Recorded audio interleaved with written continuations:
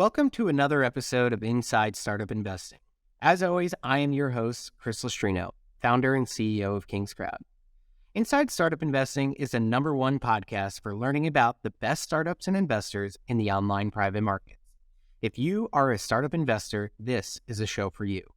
This podcast is powered by King's Crowd's proprietary rating technology that helps us to uncover the best founders and stories that you need to hear about before clicking invest. Now, before we get started, we want to thank our sponsor, LawCloud, the premier solution for founders to prepare to raise capital online. Whether you need to file a Form C, a Form 1A, or a subscription agreement, LawCloud provides the lowest cost, easiest to use toolkit for founders to make raising capital online easier than ever. Now, on to today's show.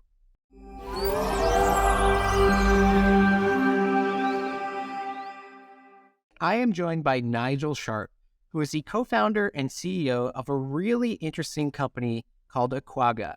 And this is a company that I think you really should be listening into and learning more about because it's a problem that impacts all of us and needs to be solved. And these guys have a really unique and innovative approach that I think is really, really exciting. So glad to be able to have this conversation here today and hopefully kind of get you educated on something that we all need to learn more about anyway. So Nigel, thank you so much for joining us today. Chris, it's great to have me on here, and I appreciate taking some time to talk about this topic. I do agree that it's raising in everyone's consciousness. Hopefully, some folks will learn a few things today. With that, let's start by talking about what is PFAS, because that will set kind of the tone for the entire conversation and the parameters of the conversation. So yeah, can you tell people what PFAS is? Yeah, absolutely. So PFAS is an acronym that stands for per and polyfluoroalkyl substances. Before folks sort of tune out of the podcast here, those substances you more commonly known as Teflon, Gore-Tex, Rain-X, Scotchgard. It's a substance that makes things waterproof and non-stick, and you find it utilized in your everyday clothing. It's the stuff that's in the inside of your microwave popcorn bags. If you've ever wondered why your Starbucks coffee cup doesn't just dissolve because it's cardboard, it's because it has that PFAS coating on the inside. Fast food packaging, long-lasting lipsticks and mascaras and waterproof, ski waxes, etc., to sort of help your skis go faster. I mean, it's utilized in consumer products, probably something that's within reach of you right now at your desk. And the other big places that PFAS has been used has been in firefighting foams that have been used probably at every oil and gas facility, every airport and every airbase around the country. So anytime you see those sort of big hydrocarbon fires, you see those big firefighting foam systems, often the key ingredient in those firefighting foams has been PFAS. Again, it's a highly stable compound, is not naturally created, so it is entirely man-made, but unfortunately has been proven to become very toxic. As some have explained it to me, it's a forever chemical that's essentially impossible to get rid of. And somehow it's ended up in our water, and a lot of our water. So can you talk about A, how it gets into our water, and B, what the negative implications are of that? So first of all, PFAS migrates very easily through water. So it's commonly mixed in again, like you kind of imagine used in a big firefighting foam, a few drops of PFAS in water will naturally start foaming up. It's a bit like a soaping agent in some ways. And unfortunately, because of that, it will migrate through our, hydrosphere very easily, right? Everything from our groundwater through the soils, etc. And it sort of ended up, especially how it's ended up in a lot of our water supply, has been directly through, the utilization of these like firefighting foams. Again, every airport and airbase where these are being dispersed and unfortunately end up in the environment and then to local communities through the water systems, as well as obviously the water supply and the wastewater supply ends up sort of cycling back through in itself. And commonly, our wastewater treatment plants are very good at killing off all the bacteria and nasty things that are inside of water. But as you mentioned, PFAS has got this moniker, the forever chemical. It doesn't naturally or easily break down. And therefore, it does find its way even from our wastewater supply back into our freshwater and drinking supply simply through discharge and other pieces. So you can definitely go into more of sort of the water cycle and how this stuff sort of translates around, but PFAS goes there. As far as what are the health consequences and negative damages, I'm not an epidemiologist or a toxicologist, so I want to be very careful describing PFAS as, we know it's a toxicant, so therefore a human-made toxic compound. And we know it's toxicant. We know it's having measurable and sizable health implications. And what I've seen sort of generally talked about is that it is carcinogenic, so it does have cancer-causing properties associated with it.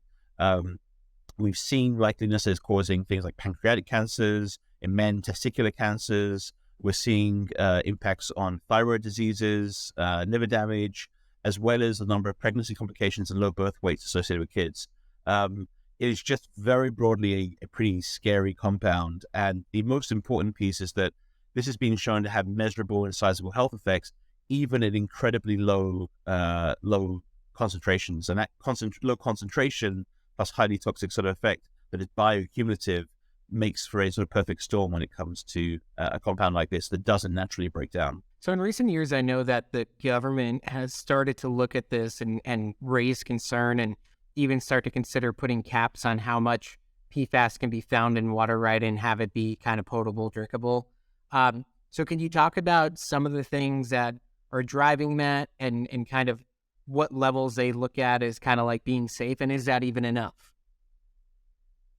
Yeah, that's a great question. So we are very fortunate. We're living in a really exciting time that just mid-March 2023, the EPA finally put out some proposed rulings around what they call some MCLs, or maximum contamination limits, associated with drinking water.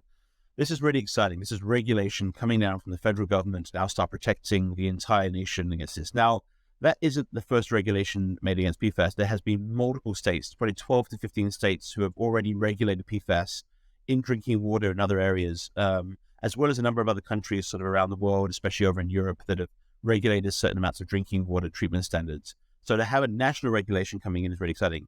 What's also really exciting about this national regulation is that they've come in at an incredibly aggressive and low level to really put a safety margin around this. And as is currently proposed, PFAS will be regulated, at least a couple of the major compounds. They're talking about regulating it at 4 parts per trillion. And that's a very hard, intangible number for the average person to sort of get. But most things that are regulated in water contaminants are regulated at the part per million or part per billion range. To go down to the part per trillion is already a huge step forward in just the lower concentrations that are being measured and being regulated at.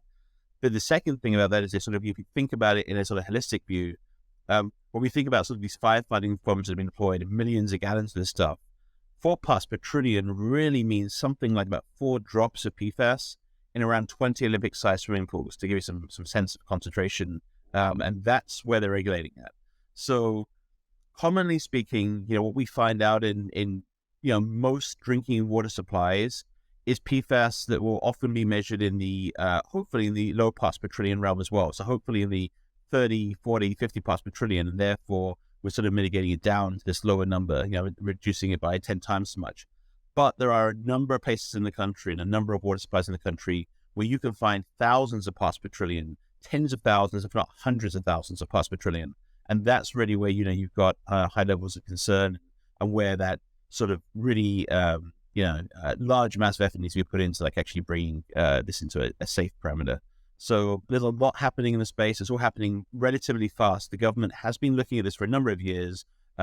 Certain compounds have been banned for a long time in use in applications like firefighting foams, really since back to the 80s. So it's not as if this is a new compound or a new emerging contaminant. I mean, this has been talked about actively by the drinking water industry for probably almost 20 years now. But the challenge we had is we didn't have technologies available to measure PFAS down to the lower part per trillion before.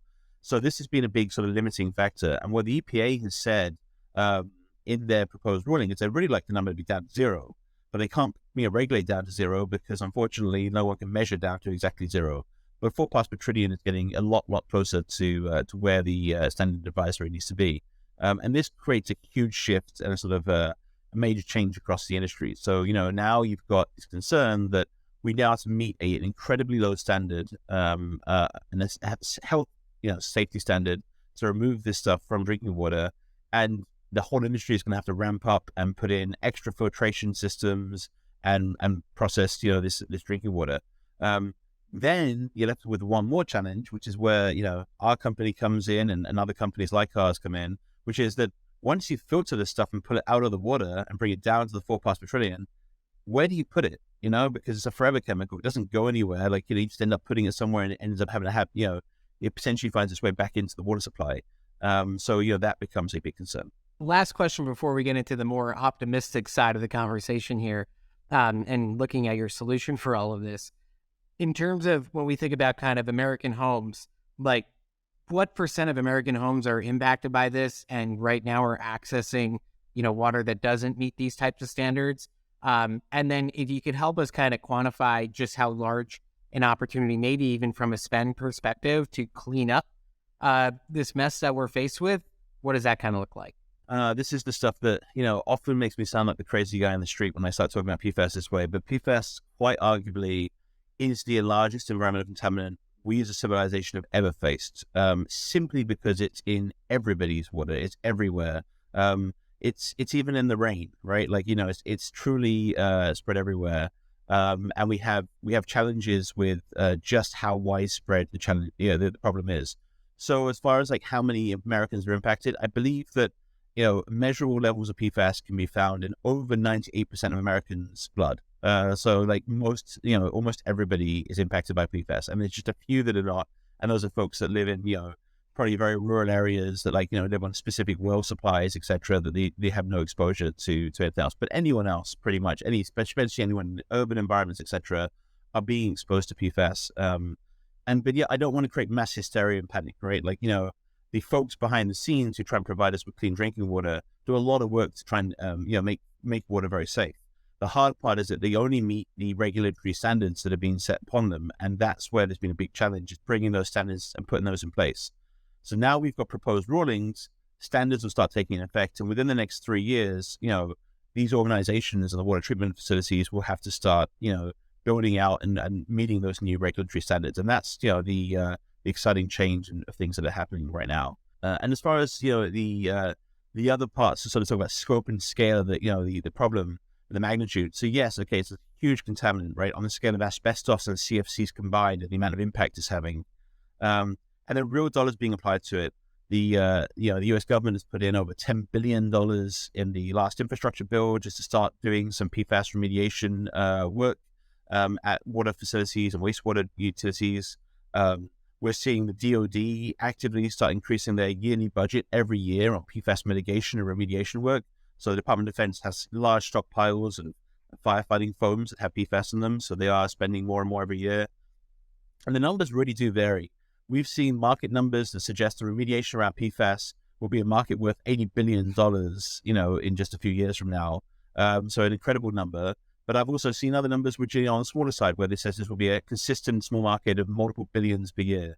But this is a multi-billion-dollar market from everybody's account. And we are very much sort of living through the beginnings of this new form of market around this cleanup. So for what took 50 years or 40 years of sort of pollution that we've created, may end up taking 100 plus years to actually clean up. And it's going to cost maybe cost more than we've ever spent on cleaning up anything else in the history of our civilization. But it is very necessary because these are the forever chemicals. Otherwise, if we don't, we deal with thousands of years of pain and challenge that comes with it. So on the optimistic side, right, here you are, Aquagga is looking to help us solve this very problem. So let's talk about what Aquagga does, how you're helping to mitigate this issue and maybe even solve it. Yeah, thank you, Chris. I mean, we started this journey 3 years ago, and I want to be really clear with everybody who's listening in. I'd never even heard of PFAS 3 years ago. So, we were looking at technologies to take wastewater and sewage sludge and turn it into energy potentially. And we were out there exploring and going to water and wastewater conferences and talking to folks. And even though that was a really nice thing that people were like, oh, that could be cool to have, it wasn't specifically a really big pain point that the industry was facing. But as we were at these industry conferences, we learned more and more about this topic of PFAS and how in some sessions, and even now, I can't think of a single water conference that doesn't have PFAS as one of its sort of central elements right now. Those at that time 3 years ago, there was standing room only in these rooms where people were trying to disclose what this stuff is, what's going to happen, how it's going to change their work, etc. So kind of that early exposure to PFAS and 3 years ago of sort of learning about it, to then realizing that we were sitting upon a technology that was really applicable to PFAS, dealing with it. And Where we specifically fit into it is that we're one of the very few companies in the entire world right now, one of the very few technology groups in the entire world right now, that have a technology that can completely break the molecule apart. So we kind of rip the molecule apart and can turn it into safe byproducts. I'm happy to go into a lot more detail about sort of how the technology works and what we do there. But the important piece of that is that if you can make forever chemical no longer forever, that now gives you a real mitigation strategy around how to deal with it. So now you partner a technology like ours with all the filtration technologies that exist, which are kind of accumulating and concentrating up the PFAS. Then you pump that stuff into a machine like ours and get rid of it once and for all, and slowly bring down the numbers, around the world on, the PFAS numbers that exist out there, and mitigate a problem that otherwise has to be dealt with for a very, very long time in the future. So to talk about another solution that exists, there's like reverse osmosis, right? Is another solution for PFAS. Is that when maybe you could talk more about what that process looks like? And then does this layer on top of that to then destroy once it's been concentrated, or is this wholly in place of that type of technology?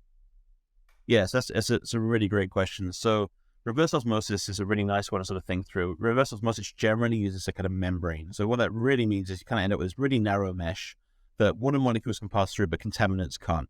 And so the way that reverse osmosis membranes work is that, you're forcing water, you're forcing this contaminated water through, the contaminants get held behind, and the other water goes through. So you end up with two things. You end up with a clean water stream that's coming through the membrane, and you end up with a reject stream. And that reject stream ends up being concentrated, reject, and it's containing that PFAS and other stuff that goes with it as well.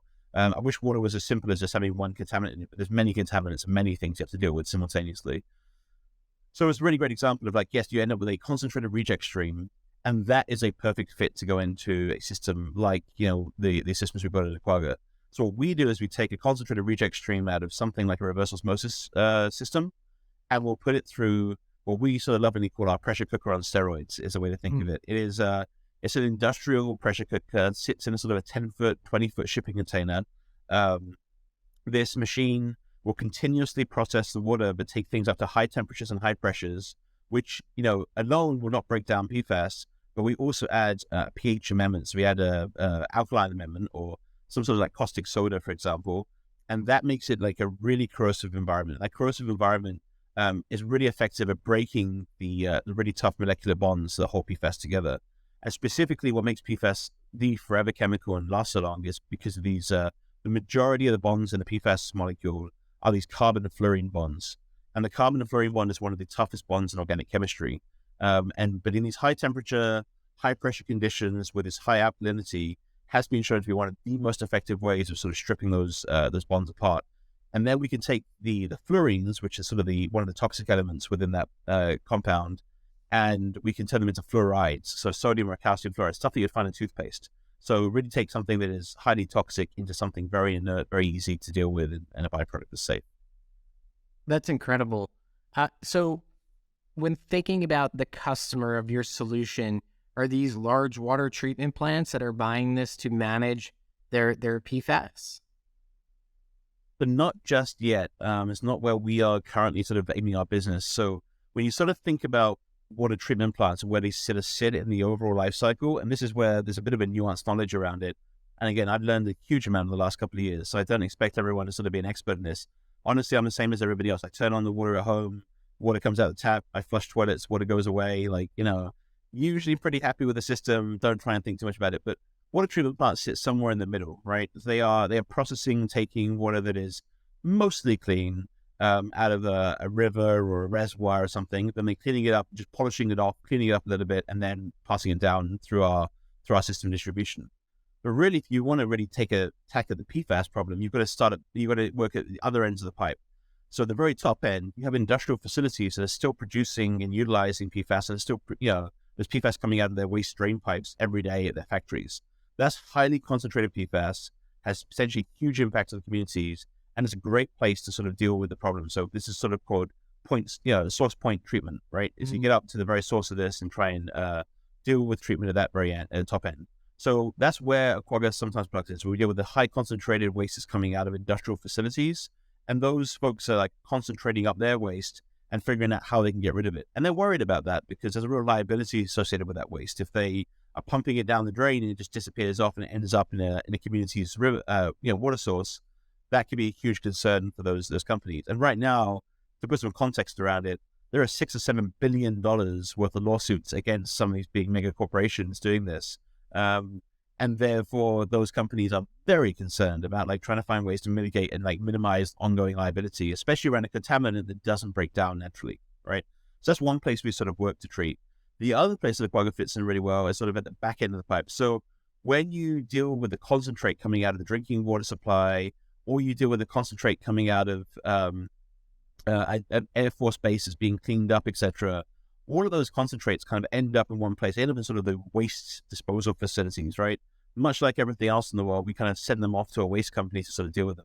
And they end up in two places. You know, they commonly have gone either to incinerators or to landfills. But the Department of Defense last year put a moratorium on incineration of PFAS, which was a really big sort of, signal to a lot of other folks that incineration was no longer an acceptable piece. And the reason why is because PFAS is used in a firefighting foam. It doesn't incinerate very well. That's the short version of a much longer story there. And therefore we're left with really one option, which is to dump it into landfills. And when you dump PFAS into landfills, you end up like mixing it in with all the other nasty stuff and turning it into some sort of leachate. And landfills have different ways of managing and maintaining their wastewater and their treatment around wastewater, but none of them have the ability currently to sort of deal with PFAS in their wastewater. And that's where, again, a system like Aquagga could plug in. We plug in at the end of the pipe and deal with the waste to stop it from then recontaminating back upstream again. So those are the logical places for us to plug in right now. Obviously, in the longer term, if we build really large-scale systems, maybe there's value in directly plugging into certain drinking water systems, but it's not an immediate goal right now. To really bring down total amount of PFAS in the water and to reduce the overall challenges, working at where it's being produced and where it's ending up are the two places to really try and make an impact at. Well, that's so interesting. So are PFAS chemicals still, or are a lot of PFAS chemicals still legal and they're allowed to still use them in practice? Absolutely, yes. Unfortunately, the history of PFAS is pretty sordid. So this is where, you start digging into the real conspiracy theories and other pieces that go around PFAS. But unfortunately, some of it is very much publicly and well known now. So in 2019, there was a movie starring Mark Ruffalo, who plays the Hulk in other movies. But there was a movie called Dark Waters, and Dark Waters really touches on the life of a lawyer called Rob Bilott. And Rob, previously had worked for large and chemical firms, etc., as sort of an environmental lawyer, working on their behalf to sort of litigate and support these large chemical producing firms. But at some point in his life, he got brought back to sort of his hometown area, and in Minnesota, he had discovered that these farmers were losing a lot of their livestock. And having these very weird sort of after effects, all sorts of nasty tumors and teeth falling out, etc. And actually, not only just the livestock, but also the townspeople were all getting increasingly sick. And a lot of this was sort of originally due down to a company called DuPont, who had originated and produced a lot of the PFAS compounds, who later then used it, heavily in production of things like Teflon and non-stick frying pans. And specifically, they were looking after a compound called PFOA, which is one of PFAS compounds. And this is important to understand. When we talk about PFAS, we're talking about sort of an entire class of compounds. 5,000 to 8,000 different compounds are fit under there. So what happened is, there was this one compound that people were attributing to like having health consequences. The corporations, had sort of denied this happening, but their own records showed that they did know this was, potentially a nasty toxicant that did not need to be out there. But that litigation and battle has been ongoing, and payouts have been made by the corporations to sort of deal with some of that. But the big thing that happened was there was a transition away from that particular compound to another compound. So they replaced PFOA with another one called Gen X, for example, and so on and so forth. And what we found is they sort of moved and they changed the molecular modification of it. So they reduced the number of carbons and fluorines a little bit and changed the chain. And now they didn't have to follow any regulation, and therefore they could continue producing it. We continue using it as consumers. They were, arguing that it was safe. We're now seeing new health data showing that the new compounds that replace the old compounds are potentially as harmful as the original compounds were, if not worse. So, more and more data keeps coming out.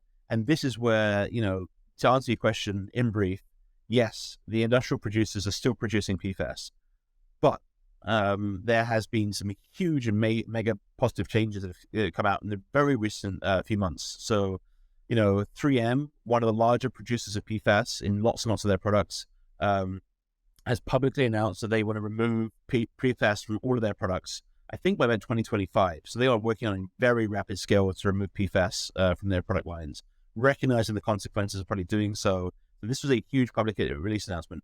We're seeing fast food companies. I think Taco Bell was one of the first, and I don't quote me on this, but I know that most of the fast food companies now have made announcements that PFAS will be removed from their packaging within the next few years. We're seeing various states, ban non-stick cookware. We're seeing other folks really focus on removing PFAS from their apparel. REI made a big public announcement on removing PFAS from their apparel. Maybelline from their makeup series have said they're going to remove PFAS from their waterproof mascaras and lipsticks, etc. So we're seeing the large industrials move towards a world where PFAS is not going to be used in our consumer products. And we're also seeing the firefighting organizations start looking for really good alternatives to PFAS-based firefighting foams. And therefore, we are on a trend and a positive trajectory away from PFAS. And the question to date has been, which PFAS are we going away from? And generally speaking, the consumer demand is let's just get away from all of it. We don't need it for the vast majority of uses. There's probably some very niche specific uses in the world, which we cannot get away from PFAS from. But for the vast majority of consumer uses, there are alternatives that are available. They might just be more costly or might require a different sort of manufacturing investment and process. So, yeah, that's kind of what's going on. Yeah, it's certainly an interesting moment in time. I think you're absolutely right. And kind of a nice inflection point, I'm sure, for your business in that as everyone is taking notice and regulations are coming out and people are starting to pay attention to it, companies are having to figure out how to manage all of this. That's your opportunity to really go in and sell. I know that you've already won a lot of grants and you've won a lot of contracts, I think, with defense contractors, things like that. Can you talk about some of the business and some of the grants that you've won just to help people understand what the traction looks like? Yeah, so we are, we're a relatively early startup, 3 years old in sort of our process, and to give people some sort of sense of how you start a company like this, we're a deep tech startup, right? There's a technology at the core of this. You have to prove the technology out at various scales for folks to actually want to adopt and engage in our space.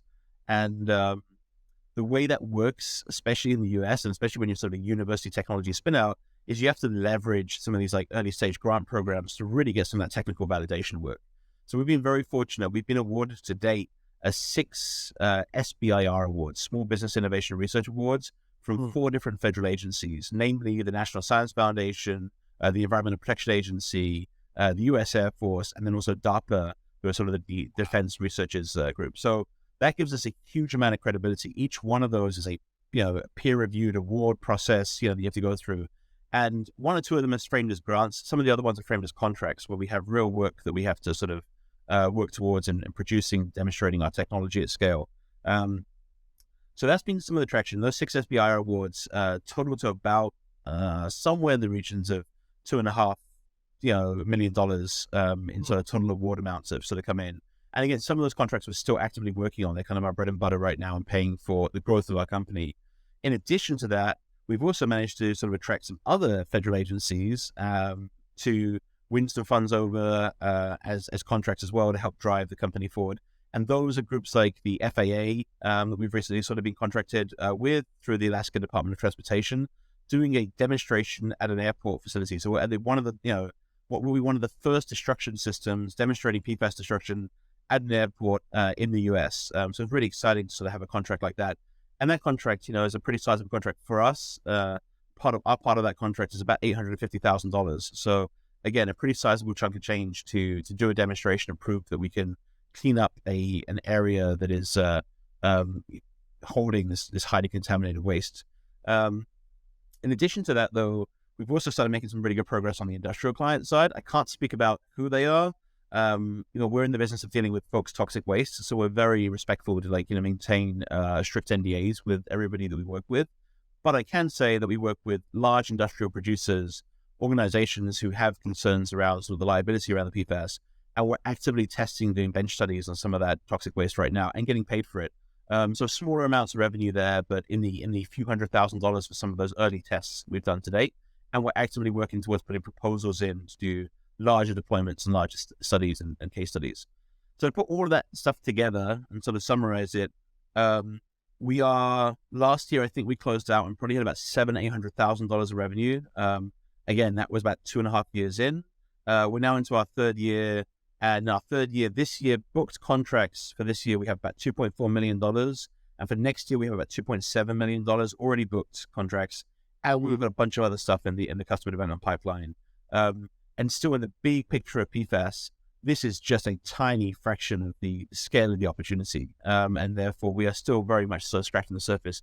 But what we're really doing right now is we're focused on building really great case studies and sample demonstration projects that will allow us to sort of tell the story that we can not only destroy PFAS, but do it at scale in meaningful real-world environments and scenarios. Because again, if wastewater was just PFAS and just clean water and nothing else, it's a different problem. But you have a lot of other stuff mixed in, and that's where like Aquagga sort of fits in, and we've sort of taken some really great lead. It's a really cool looking hardware device, and I definitely recommend folks to go check it out on WeFunder if you're interested in investing. I have 2 more questions for you here, and then we can wrap up. So my first question for you is, are you the only ones with the technology that truly enables the destruction of PFAS? I wish I could say yes, but no, I don't think so. I think there's a few ways to destroy PFAS. So you can break down PFAS by just applying heat to it, right? If you incinerate it hot enough, you will break anything down, right? And therefore, like, if you just apply heat to PFAS, the hard part is what happens then. What does it produce, right? What are the byproducts that it creates? And often, if you just apply heat, it oxidizes PFAS, but it will break into other sort of very nasty things like hydrofluoric acids, etc. So we're one of the only companies doing, mitigating PFAS and destroying PFAS in a safe and clean way. So I think that's a big differentiator for us, right? We don't produce any air emissions. We don't produce any toxic byproducts, and we do everything in a liquid phase. And a relatively low amount of energy usage for achieving that as well, which is, all very important factors when dealing with PFAS destruction. But as far as like sort of who can prove they can really destroy lots of PFAS and really, bring the levels down, we're definitely sort of world leading in this. We've managed to win. We won the Alaska Airlines Environmental Innovation Competition. We're finalists of the MIT Water Innovation Prize. And then maybe most importantly, the EPA had a global Destroy PFAS challenge where organizations from around the world participated. About 120 organizations, I think, participated in this competition. And we were the first place winners in the EPA prize, which really opened the doors to a lot of credibility that we've had to date. Last year at the industry's largest conference and trade show called WEFTech, which is run by the Water Environment Federation, through Blue Tech Research, we were given the top breakthrough technology award at the industry conference, and that sort of again opened up more doors. And we continue to be put in sort of the pinnacle points of innovation in the water industry. But I would say that there are other processes that also use high temperatures and high pressures that have also been shown to be pretty effective at breaking down PFAS. And right now, there are similar technologies with a nuanced difference. They operate at higher temperatures and higher pressures than we do. So we manage to operate lower temperatures and lower pressures, but we add an alkaline amendment and they don't. And that nuance and difference is what gives us our IP advantage, our intellectual property sort of space around what we do and how we can operate this and how we can be very energy efficient. Because our process is different from pretty much every other process. Most processes trying to break down PFAS take an oxidative approach to this for the chemists who are listening in on this. But we are taking a hydrolyzing approach or hydrolysis approach to breaking this down, and that nuance makes a huge difference in how we can be effective in this. Well, last question for you here. So you've already had from my perspective, a great deal of success and are finding your way through kind of a new frontier. As you think, 3 to 5 years down the road, what does success look for you? Yeah, well, this is very important. I think we haven't touched on this, but we formed the company. We formed it, the name of the company, the history. Again, I encourage folks to go to the WeFunder, read a bit about it, and learn about where we named the company from. But we incorporated this company as a public benefit corporation very intentionally. The public benefit mission we're on is to improve global water quality. Right, that's our overarching public benefit, with a specific mission right now focused on the destruction of PFAS and removal of PFAS contaminants from our global water supply. And again, water is the one thing that interconnects all of us on this planet and world, and it's a shared resource amongst every single person. So looking at that history of where we formed from, that public benefit mission that we have, we sit in a sort of frontline space now to want to make the largest impact on the mission, which is PFAS destruction, while simultaneously growing a technology development company to inspire others, that also want to get in and start tackling some of the really endemic issues that sit around water. And we want to sort of be an inspiration to other groups to sort of get in, because water needs all the help it can get. It will become one of the resources that will be most embattled over, over the next century. I have no doubt of this at this point. There are a couple of billion people right now in the world who do not have access to enough clean and simple drinking water, and it's only getting worse right now with climate change and other things impacting it. So the more entrepreneurs, the more technologists we can get involved working on the water problem would be really, really key for long-term sort of survival and growth of our civilization. Where does Aquagga fit into that whole spectrum? Well, in the next 3 to 5 years, I don't think we're going to solve the world's water problems, but I do think we can have a meaningful dent, hopefully, on the PFAS problem. And the way to do that is to grow a company and then partner with larger existing companies who also have that similar kind of mindset of making a positive difference. And one thing I'll share, because this is something I didn't know until I got involved in sort of the water wastewater industry, is the people behind the scenes who are keeping our water clean and taking our toilet waste away. Most of those people are very good people, right? Like, they're genuinely just trying to sort of keep the fabric of our infrastructure of our society kind of alive behind the scenes. And those folks are the real heroes when it comes down to dealing with water and water treatment. Where we fit in is we're kind of we're the tool maker for the heroes, right? We kind of like provide them that. If it was kind of like the old James Bond movies, it'd be like we have a Q coming up with some new new gadget and new innovative technology and tool to allow the heroes of the day to actually go out and really serve the needs of everybody else and keeping everybody else's water supplies safe. So that's what we sit in. What I would love to do is I'd love to see that in 3 to 5 years our products aren't just being used at demonstration sites, but we now have commercially ready, scalable units that are working in production with partners and other firms to allow us to scale up that opportunity and start mitigating all of these major highly contaminated sites and bringing down the total levels of PFAS contaminants among other contaminants, improving water quality for everyone in the nation and beyond. Nigel, thank you so much for your time. Thank you for your insights. Thank you for the company that you're building. You're certainly at the front of a new frontier that I think is really helping to push forward very positive change as it relates to, clean, safe drinking water, which is what we all ultimately want. So thank you very, very much. For those who are interested, you could go and check them out on WeFunder and invest in them.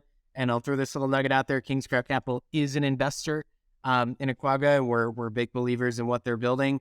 And the data is shaked out pretty positively for them on our King's Crowd rating. So thank you again, Nigel, for your time today. And have a wonderful rest of your day. Take care, everyone. Thank you, Chris. Appreciate the opportunity. Thanks so much for listening. As I mentioned, Inside Startup Investing is powered by King's Crowd. If you want to use the same tools I do to power your investment decisions, you can head on over to kingscrowd.com/startups to try out our Edge Pro Toolkit for 30 days free.